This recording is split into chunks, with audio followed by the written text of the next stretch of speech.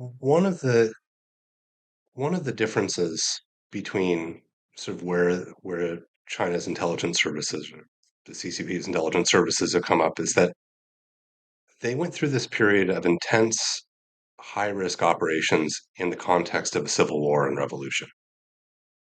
And that meant that they didn't like, they actually ended up missing out on big capabilities that were there.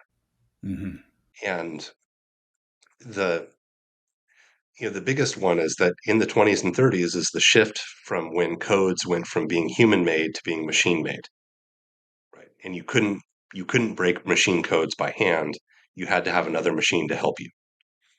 And of course, those things were incredibly sensitive, and no one was prepared to share them, right? So even though Mao Zedong and other CCP leaders referred to the what was the Central Revolutionary Military Committee's second bureau as the lantern that lights the night road to guide them through the long march.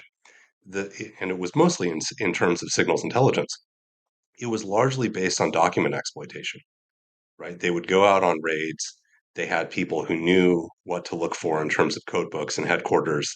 They would take them from the KMT, and then they would use that until the codes changed.